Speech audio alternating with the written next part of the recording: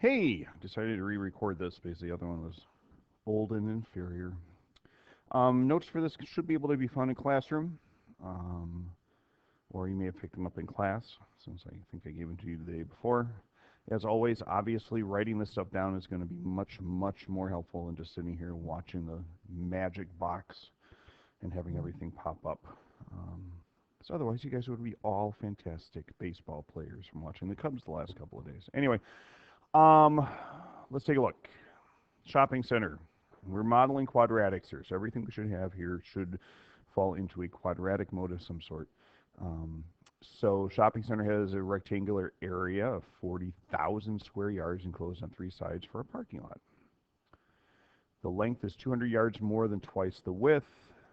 Find the length and the width of the lot. So um, enclosed on three sides. And actually, to be perfectly honest, it doesn't really matter if it's enclosed on three sides because, again, we're just talking about area, so we only really need two sides. Length is 200 more than twice the width, so if this is my width, twice the width, plus 200. Now, you may remember from, I think fourth grade, if I remember my kid stuff, the area of a rectangle is length times width. So that means that this area, width times 2w plus 200. And that's going to equal your 40,000. And then you just set it up and you solve it. And no, it is actually basically that easy. I was going to say I was going to be a little nonchalant there, but I mean, yeah. I mean, it's quadratics. It's not rocket science. Well, actually, it is rocket science. So they do it in 3 dimensions and not 2. But you get this.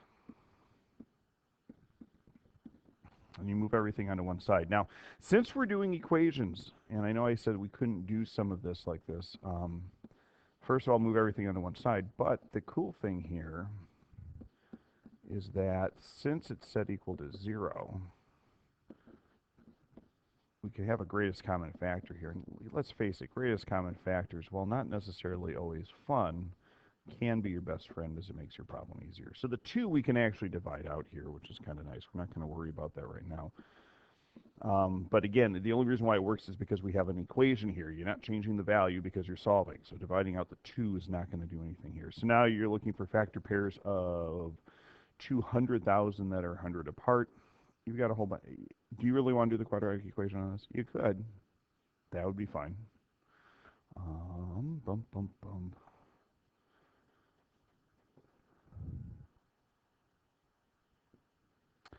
So 200 and 100 are your 2 different ones. It's going to be plus 200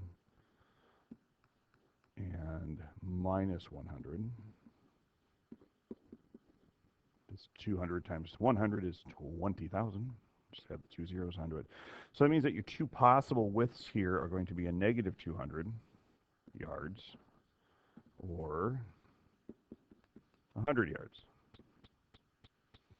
So obviously this doesn't make any sense. You'd be surprised how many people still write that down, though. Now, and actually, you're going to get something probably close to that. We'll have to see how this works. But anyway, I mean, if you plug it back in, it'll still work, and it'll be weird, and then, just don't be that person. So if W is equal to 100, now what was the original question? That's always, remember what you have to ask yourself, because if you're not answering the original question, so it's here, find the length and the width. Okay, so there's the width. And don't be one of those people like, but Mr. Hayes, I could just easily plug it in. If it was easy to do, or if it was that easy, you should have done it. So you get 100 plus 200. So you get 200 plus 200, so you get 400. Which does end up being 40,000. So it's 100 yards by 400 yards. Now, could you have guessed and checked this? Absolutely.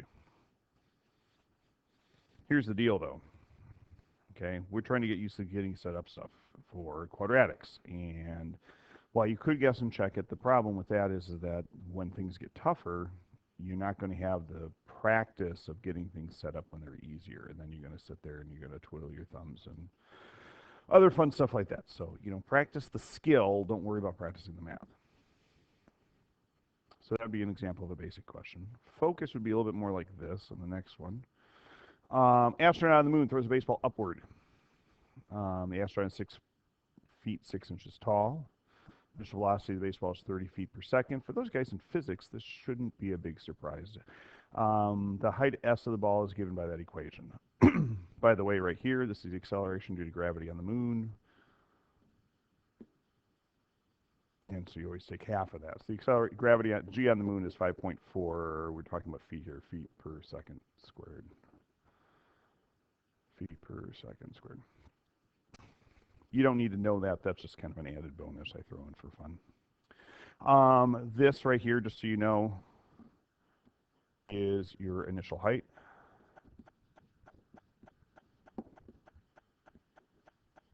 And last but not least, this is your initial velocity.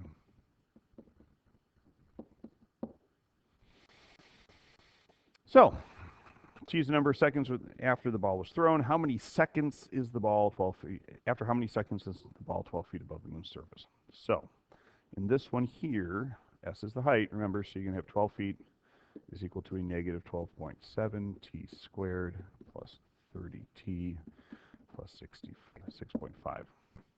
Then you move everything onto one side and away you go. So this would probably be one of those times where your quadratic equation is going to come in helpful. And so let's see, subtract off the 12, so you get minus 5.5.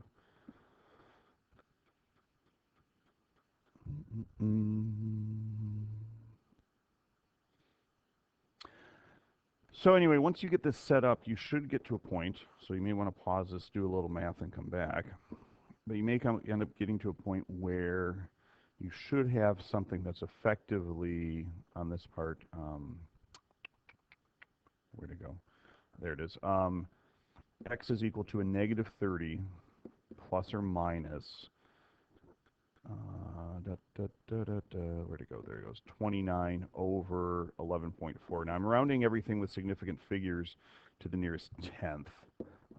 So the 29, you actually get like the square root of 840.6, and so it's like 28.994 or something like that.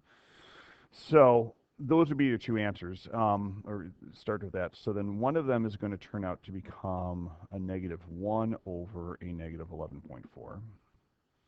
And then the other one is going to turn out to become negative 59 over 0.0, sorry. That's technically 0.0. Let's make sure we get significant figures here in 11.4. So when you do those two numbers, this one here turns out to become 0.1 seconds. And this one here is going to be 5.2 seconds. And if you think about it, you know, here's the astronaut, whoever he or she is, and they're throwing it. And, you know, 6.5 feet is very, very tall for an astronaut, but you got to remember, you got the boots, and they're throwing it up over their heads, their arms over their head. So anyway, if this is 6.5 feet here, 12 feet's really, really close after that. And so it's not going to take a long time to get it from there, especially with the gravity being as light as it is. So that's why it's, you know, shortly after they release it, and then roughly 5 seconds later. Okay. Now, how long does it take to get 100 feet? So the question is here, same picture. You know, we've got this 100-foot thing up over here. Oops, too high. Come on down. So the question is, when is it going to get 100 feet? Same setup, same math. So you're going to hit 12 or 100 in this case, because that's the height that you want.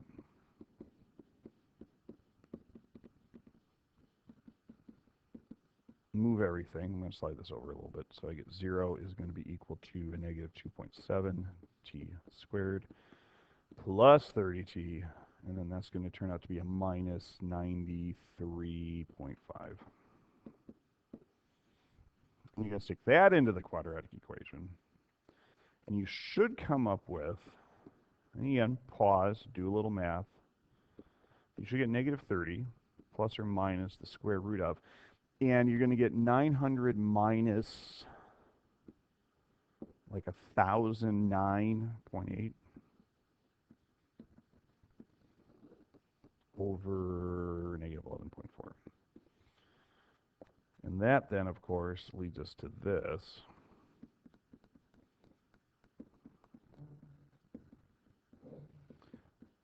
Now, you're going to say, Mr. Hayes, we know complex numbers. Yeah, we can do it. Well, but see, here's the whole thing.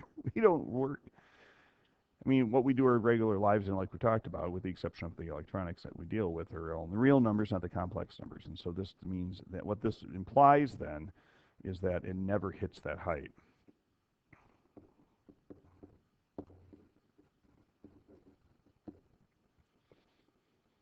Now, when we start talking about trying to find the vertex of that, because the vertex is, that point that doesn't, the only point in the parabola that doesn't have a symmetric point on it, that's the highest or the lowest point in the parabola, then we could figure out what the maximum height of that would be. So yeah, if you ever get this here, if you get a complex answer in a real life situation, that's not going to work. Well, I take that back. In dating relationships, everything's always complex. Anyway, and then for the last one, it's actually pretty easy. How long until you hit the surface of the moon? So that means it's going to be 0. So we're going to hit 0 is going to equal the negative 2.7 t squared plus 30t plus 6.5. And then you're going to solve this out. So you do all this math, blah. So a miracle occurs through the quadratic formula. And then I get x is going to equal a negative 30 plus or minus, you should end up getting 970.2 over a negative 11.4. And then from there, you're going to get two answers. One of them is going to be a negative 0.1 seconds, and x is going to equal 5.4 seconds. Well, why do we get a negative answer? I know, no, yes,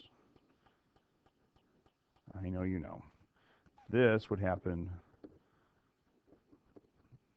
technically it's before it's thrown.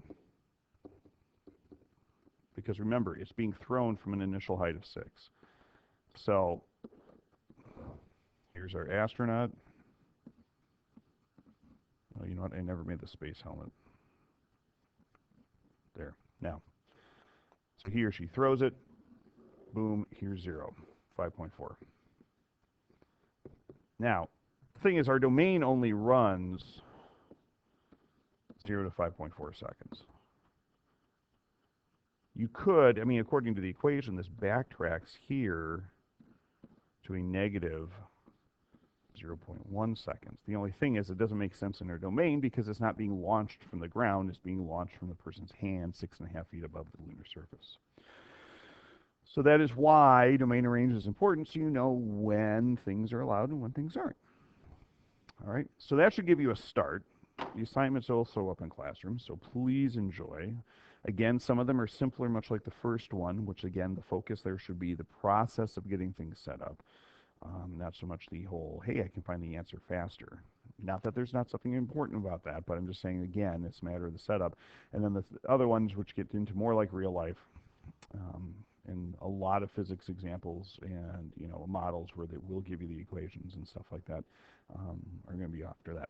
All right? We'll see you in class. Talk to you soon.